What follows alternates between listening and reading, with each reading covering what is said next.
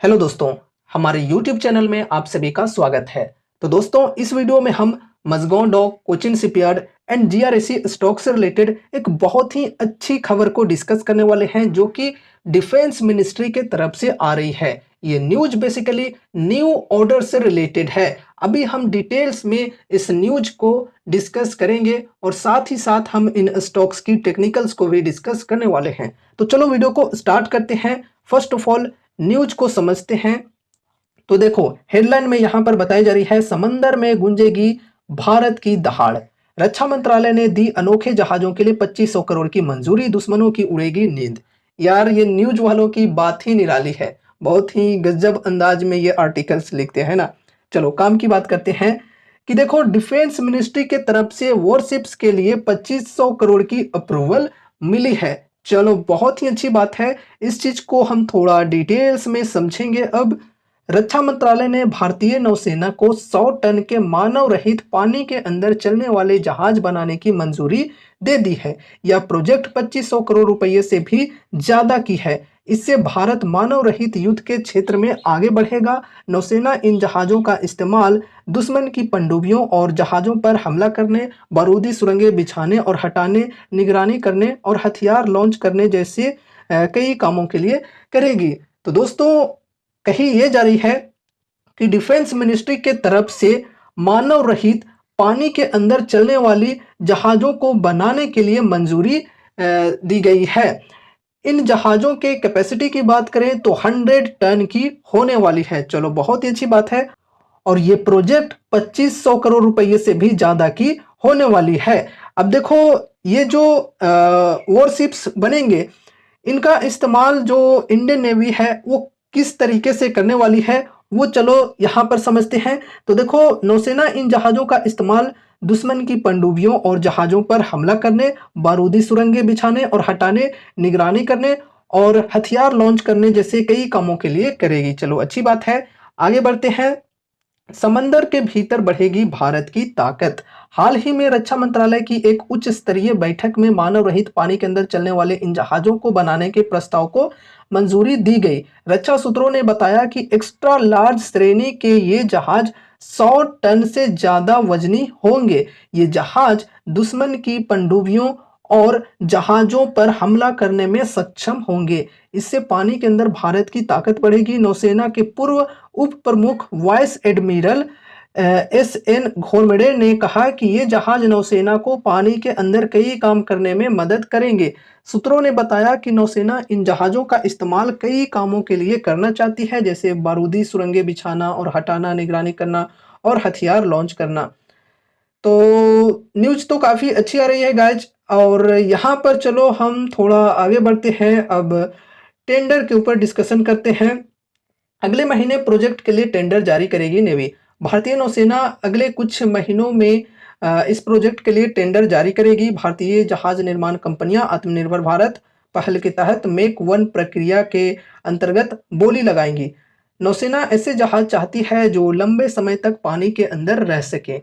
साथ ही ये जहाज तट से दूर भी काम कर सके, ताकि संदिग्ध जहाजों और अन्य गतिविधियों पर नजर रखी जा सके और राष्ट्रीय हितों की रक्षा की जा सके। तो दोस्तों, यहाँ पर टेंडर की अगर हम बात करें तो आने वाले कुछ महीनों में इस चीज से रिलेटेड टेंडर जारी की जाएगी इंडियन नेवी के द्वारा। ये चीजें यहाँ पर कही जा रही हैं। बेसिकली ऑक्शन की जाएंगी और इस ऑक्शन में जो भी वॉरशिप बनाने वाली कंपनीज हैं वो शामिल होंगी। लाइक यहाँ पर हम इंडिया की टॉप से बिल्डिंग कंपनीज की बात करें तो मज़गांव डॉक हो गया, फिर कोचिन शिपयार्ड, जीआरएसी, ये सब कंपनीज आ जाएंगी, शामिल होंगी इस ऑक्शन में।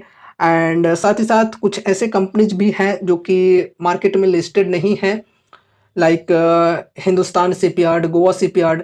तो ये भी जो कंपनीज हैं शिपयार्ड के अंदर काम करती हैं, तो ये भी इसमें भाग लेंगी। अब देखो, इस ऑक्शन में होगा क्या, आपको मैं एग्जांपल के तौर पे समझाना चाहूँगा कि देखो, इंडियन नेवी के द्वारा यहाँ पर ये ऑक्शन रखी जाएगी, जिसमें इंडियन नेवी के द्वारा कही जाएगी कि हम कुछ वॉरशिप बनवाना चाहते हैं। हमारा टोटल बजट है 100 करोड़ का और 100 करोड़ में हम कुछ वॉरशिप बनाना चाहते हैं। तो इस प्रोजेक्ट में कौन कौन इंटरेस्टेड हैं, तो जो भी शिप बिल्डिंग कंपनीज हैं वो अपना यहाँ पर इंटरेस्ट दिखाएंगी। ठीक है। सभी लोग अपने अपने तरफ से बिडिंग करेंगे कि हम आपके इस 100 करोड़ वाले काम को 95 करोड़ में करके देंगे। लाइक यहाँ पर मजगांव डॉक कहता है। फिर यहाँ पर अगर कोचिन शिपयार्ड कहता है कि हम आपके इस काम को 90 करोड़ में करके देंगे। फिर जीआरएसी कहता है कि हम आपके इस काम को 80 करोड़ में ही करके देंगे। तो यहाँ पर लोएस्ट बीडर हो जाएगा जीआरएसी और जीआरएसी को ऑर्डर मिल जाएंगे। इस प्रकार की बिडिंग चलती है। अब देखो यहाँ पर सिर्फ 3 कंपनीज को डिस्कस करें तो इसका मतलब ये नहीं कि सिर्फ यही तीनों कंपनीज होंगे इस बिडिंग में, और भी जो भी इसी बिडिंग सेक्टर से बिलोंग करने वाली कंपनीज हैं वो भी इनके अंदर आएंगी, ठीक है। वो भी इनमें शामिल होंगी और वो भी अपने अपने तरह से बिडिंग रखेंगे, ठीक है, बिड करेंगे।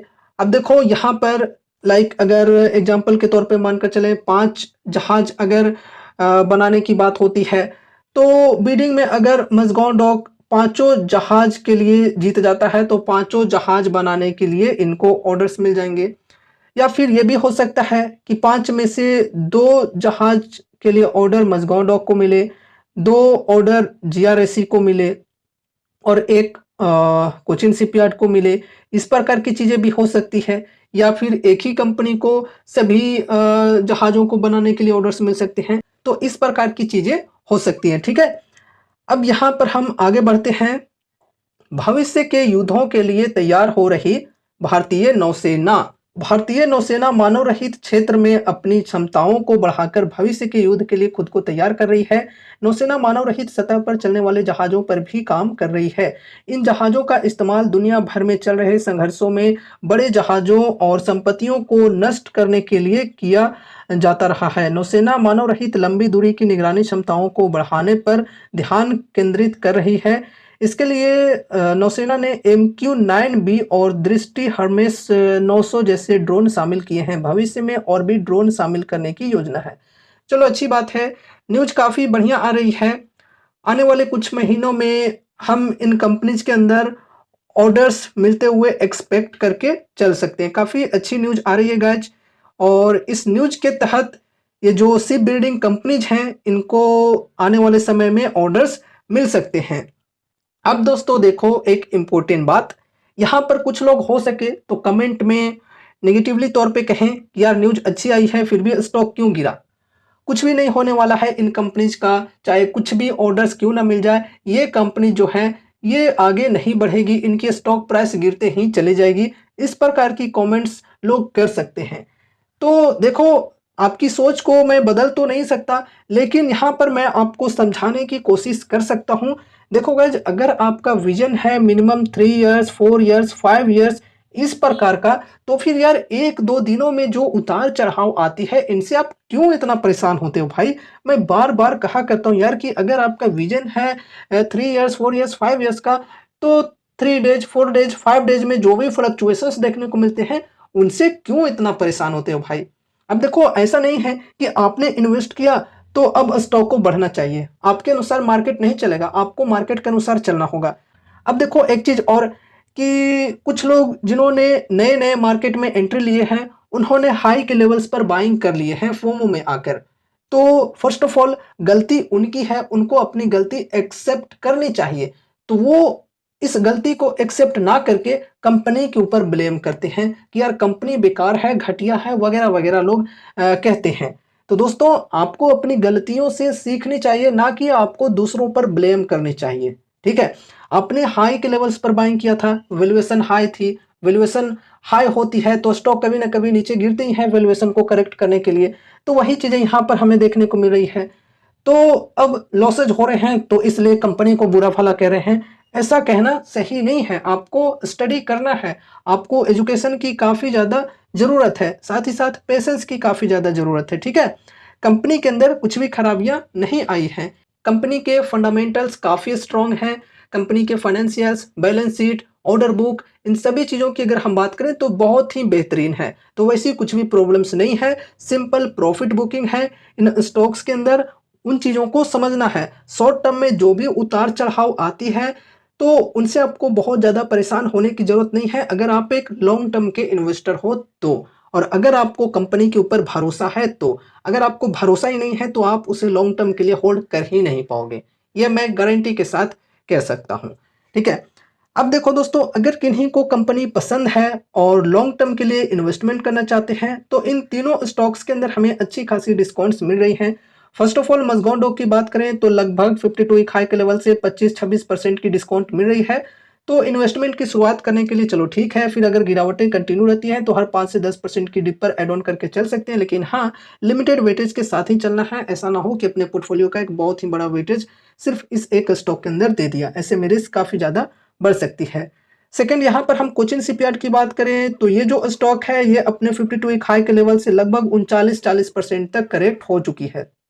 तो यहाँ पर भी डिस्काउंट्स काफ़ी बेहतरीन मिल रही हैं। अगर किन्हीं को ये कंपनी पसंद आ रही है और विजन है लॉन्ग टर्म का, कंपनी के ऊपर पूरा भरोसा है, तो वो यहाँ पर एसआईपी की शुरुआत कर सकते हैं छोटी सी अमाउंट के साथ। फिर गिरावटें कंटिन्यू रहती हैं तो हर 5 से 10% की डिप पर ऐड ऑन करके भी चल सकते हैं। लेकिन हाँ, लिमिटेड वेटेज के साथ ही चलना है। ऐसा ना हो कि कंपनी के ऊपर भरोसा है तो पूरा का पूरा अमाउंट सिर्फ इस स्टॉक के अंदर इन्वेस्ट कर दिया, ऐसा नहीं।